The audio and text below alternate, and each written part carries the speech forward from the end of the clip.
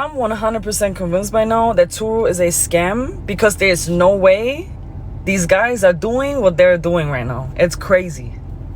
So as you guys already know from the video from yesterday, I was up till like 5 in the morning yesterday trying to figure out where my car is that was kidnapped by a tow truck company hired by Turo.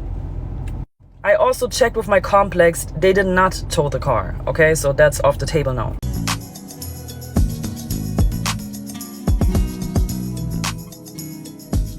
Welcome to the Common Sense Philosophy channel. Today's title is Turo is a Scam. Turo is a scam. Man, I've been looking at all these videos, talking to some of my guys that run Turo, just really looking at a lot of this stuff, and Turo is a scam. And there's so many different perspectives, because you can look from it from the point of the actual person that's hosting it and putting their car on there, or you can look at it as the person that's renting the actual vehicle off of Turo.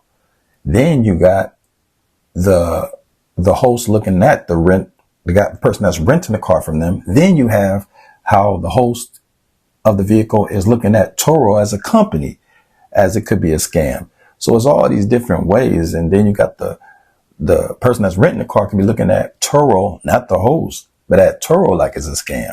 So it's so many different ways of looking at it. And as I was walking down this path about Turo, I seen all the different situations, because I also was able to see where Turo can think the host is scamming them, or that the person renting the car could be scamming them. It's went from this real beautiful, wonderful business that everybody was talking about being in to actually it just got a little crazy. And I think it was a great business during that for two reasons. One, for people that just know how to run businesses. I think if you really, really know what you're doing, it might work good for you. But if you start doing any of that type of buying cars you can't afford, and if you don't rent enough cars, then you're in trouble. It might be a bad look. If you're renting a car and you don't have the proper insurance, or you don't have things set up, that could go bad for you. Also, I think overall for Turo, what happened was, as a corporation, I think there was a point from COVID and on that there was a lot of money out there, from unemployment to people with their PPP loans, good and bad. And I think it was just an influx of money, and people were moving around. It wasn't working as much, so they needed more cars. I just think it was a lot going on. And I don't think that was normal financially for everybody. And now that things are getting back to what it usually is, most people don't have money. That's usually what it is. People are working. There's no at home. They're working at a facility. I think it's back to normal. And I think that's what it is. So is Turo a scam? I guess I'll leave it up to you. Like and subscribe on your way out. Thanks for coming to the Common Sense Philosophy channel. Like I said, like and subscribe on your way out. Appreciate spending this time with you. We're going to get some more videos for you. And also check these clips out on your way out. All right. Talk to you later. Yep. I also have a tile tracker in the car, which for some reason did not update since the time of the accident. So I don't have an updated location. Shout out to Tile. I don't know why it is not working. So I've been on the phone with Turo the whole morning already, okay? For hours of my valuable life I will never get back, with no resolution, because they don't care. I called them, I asked probably 6 times in 6 separate calls for a supervisor. Either the call gets disconnected after I wait like 5 to 10 minutes, or I'm just on the line for like 20, 30 minutes, just like waiting. Like, mind you, I was like making breakfast, I was taking a shower, I was eating my breakfast, everything on the line of Turo. No supervisor ever answers. They just disconnect the call after a certain time. I don't know if they don't want to help me, if they can't help me. I'm pretty sure they make millions, probably even billions, and they can't hire competent staff to connect me to a supervisor or to solve this issue.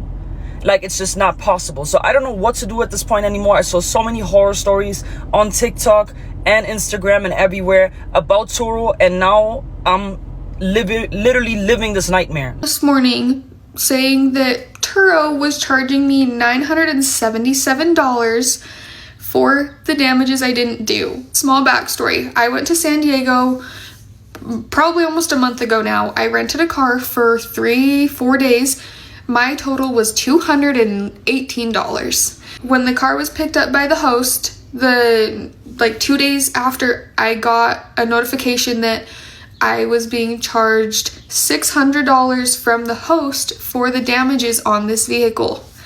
Mind you, I did not cause any damages. I am the most cautious driver. There was no situation once where I was like, oh, I might have bumped something. I've never had any issues with vehicles in my life. $600 for what? A scratch on the bumper that I know I didn't do it. 2, just the nature of where the scratch is. I won't get into the details right now. It's under the bumper. You can't see it from eye level view. If I did it and I know I did it, I don't have a problem paying for it.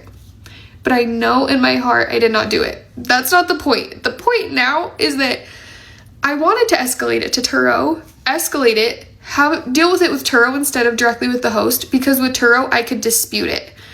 Of course I dispute it. I don't win the dispute. So I'm like, okay, $760. I'm gonna file a claim with my Chase credit card. I have rental insurance through Chase, so I start the claim with that. It's been a couple days. I've had a lot going on over the weekend. I don't finish it.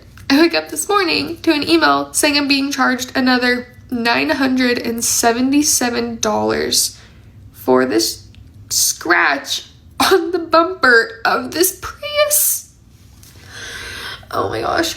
So my initial trip to San Diego Turo charge went from $218 to $2,000. Turo is dead. For one, they're taking 40% of your fees. So you're telling me you're going to do all the work and they're going to take 40% of Number 2, there's no retargeting, meaning you can't collect customer information and retarget them later. For instance, somebody books with you, there's no way of you reaching back out to them to try to garner their business again. And number 3 is account deactivation. So with one bad review, one bad claim, Turo can take down your account and you've literally lost your business overnight. You're probably thinking, okay, where the hell do I rent my vehicles? So I rent my cars privately, but I rent cheap economy cars that I buy for $3 to $5K, and I actually rent them straight to gig drivers. And I'll tell you why. Well, obviously the first and most enticing answer is you get to keep 100% of the profit. My Turo.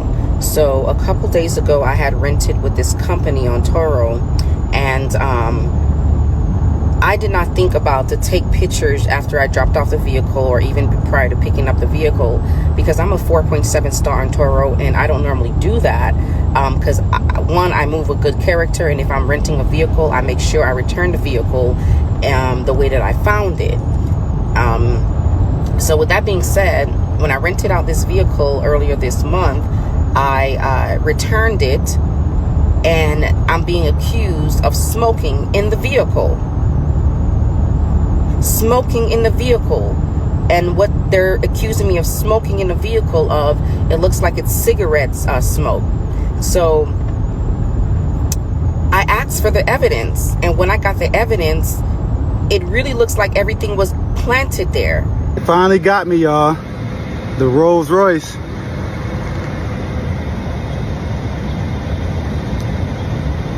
They did me dirty. Look. And then it's more than just what you see over here. Panels don't line up. Wheels tore up. Look. Look, man. I can't even open this door. This one opens.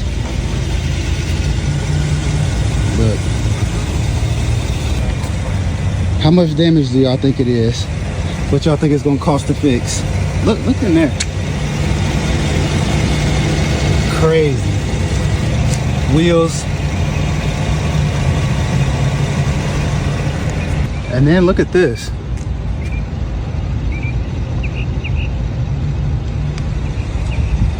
I don't even know. Oh, I guess this pushed it up. Y'all think it's a total loss? Oh. Because the host wants to be a scammer. And what's even worse about this process is Turo didn't even hear me out about the whole situation. So basically, I was supposed to pick my car rental up at night. So I messaged the host. Actually, I didn't message. I texted him because he had his phone number, and it's just easier. So I text him, hey, I'm probably not going to get the vehicle tonight. You know, I have kids, just really tired. I'll pick it up in the morning.